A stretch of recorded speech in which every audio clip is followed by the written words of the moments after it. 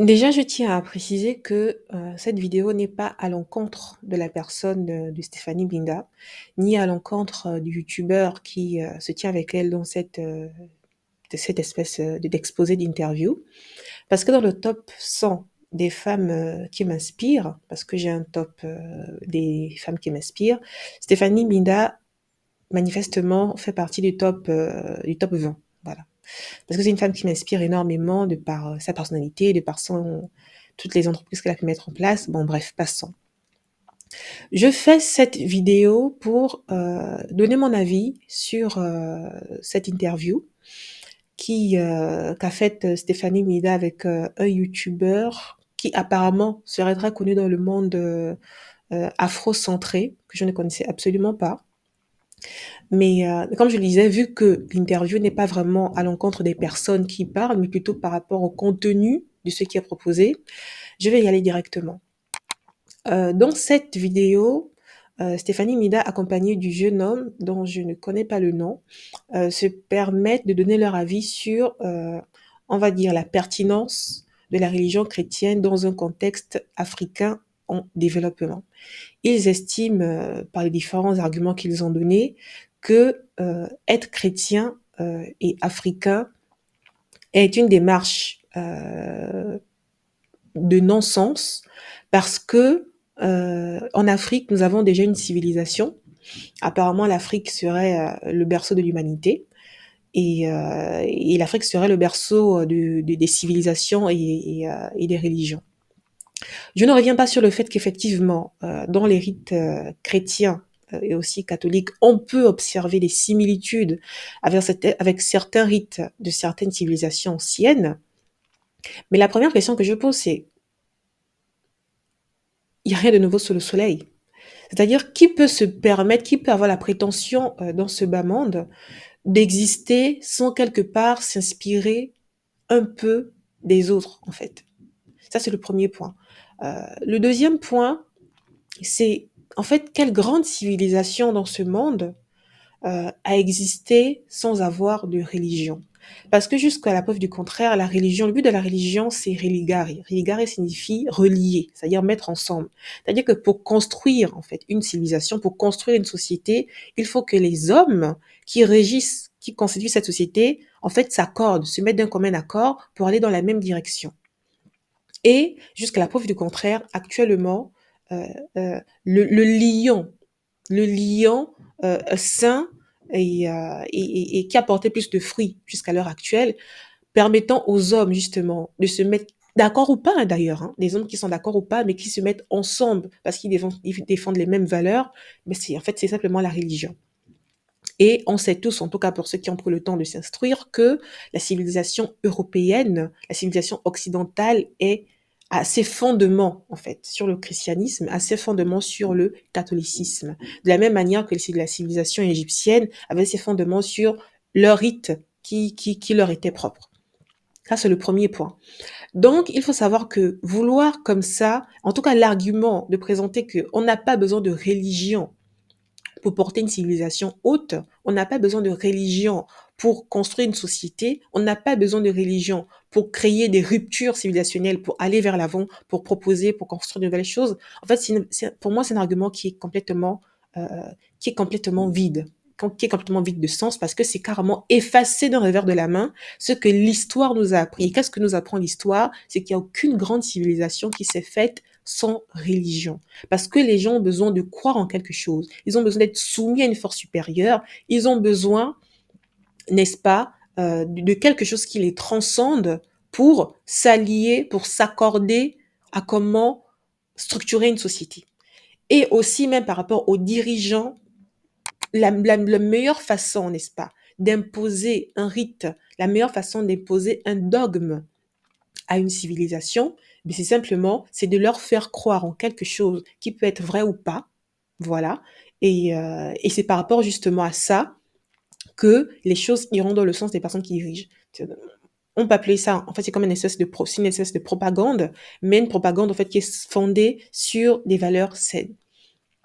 Pourquoi pour moi, je pense que le christianisme, c'est une valeur, l'une des religions les plus intéressantes sur lesquelles fonder une civilisation, construire une société?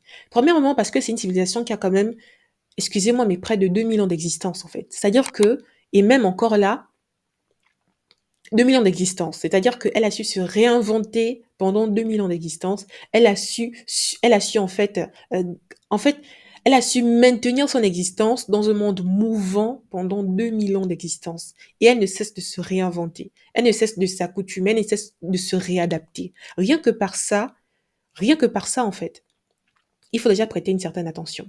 Après, vous seriez d'accord de me dire que oui, non, mais c'est parce qu'ils ont usé de sang, de violence. Ça, c'est une belle thèse d'ailleurs pour des personnes qui font de la théologie. Est-ce que le christianisme aurait pu avoir l'apogée et la renommée qu'elle a pu avoir sans effusion de sang, sans violence? Ça, c'est quelque chose qu'on peut développer, qui peut faire l'objet d'une autre vidéo. Mais pour revenir en fait à celle-ci, le christianisme a déjà de la force d'exister pendant plus de 2000 ans. Vous allez me dire que oui, certaines civilisations existent depuis bien plus longtemps. Vous avez bien raison. Mais deuxièmement, la force du christianisme, c'est quoi? C'est qu'elle est universelle. C'est une religion qui se veut universelle. Elle est implantée partout à travers le monde. Souvent, elle est en baisse, souvent, elle est en hausse, tout ce qu'on veut, mais le christianisme a le mérite d'exister pendant près de 2000 ans et a le mérite d'exister partout sur la terre. En fait, rares sont des lieux géographiques sur Terre où il n'y a pas la présence d'une église. Rares sont les milieux géographiques sur Terre où il n'y a pas eu le passage des catholiques ou des témoins de Jéhovah ou des protestants, etc. En fait, il y a toujours le passage quelque part de vouloir porter une lumière, de vouloir porter en fait un éveil de conscience. Ça, c'est le deuxième point. Le troisième point, c'est quoi? C'est que les valeurs du catholicisme permettent de réguler la société. Ça apprend le respect de l'autre, ça apprend le respect de soi, ça apprend le respect de la nature, ça apprend la vie en société, ça apprend en fait des éléments importants qui permettent de vivre en société. Ça apprend l'humilité, ce que beaucoup de civilisations, beaucoup de religions, je vais dire, ne considèrent pas, le respect à l'humilité. Ça apprend la paix, ça apprend la douceur, ça apprend la bienveillance.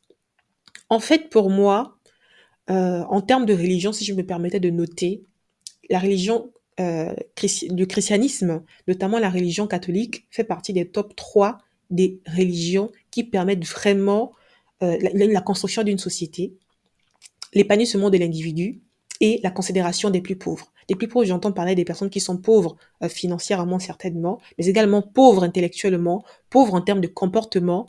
En fait, le christianisme euh, permet de considérer l'autre dans sa faiblesse. Et ça, c'est une force de frappe que peu de d'autres religions permettent en fait d'expérimenter.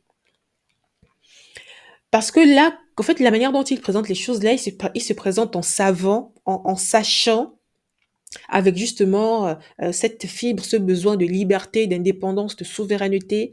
Mais en fait, il faut savoir que ce sont des personnes qui sont saines dans leur esprit, des personnes qui sont équilibrées dans leur esprit, des personnes qui sont intelligentes, qui ont les moyens même de leur, qui ont les moyens de leur politique pour avoir ce genre de démarche, de vouloir chercher la vérité, chercheur de vérité, etc.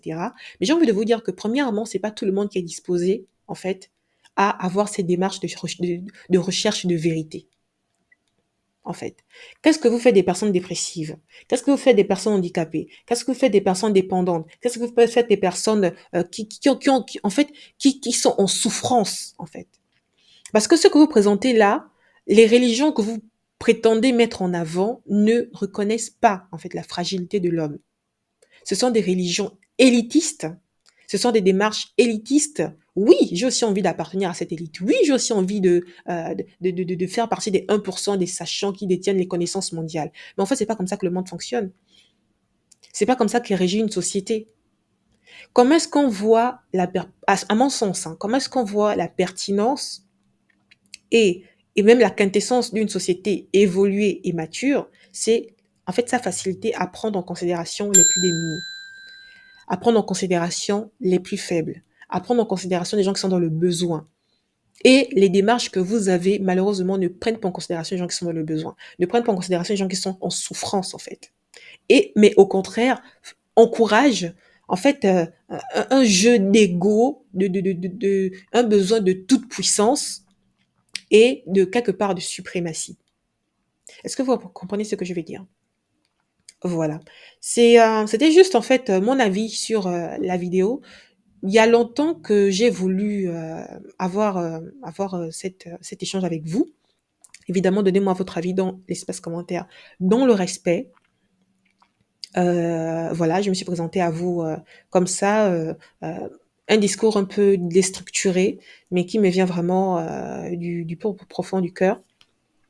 Pour ceux qui me découvriraient pour la première fois, qui suis-je? Je suis Marissa et sur cette chaîne, je vous entretiens sur les peurs et comportements limitants, mal adaptatifs qui freinent la productivité d'adultes ambitieux.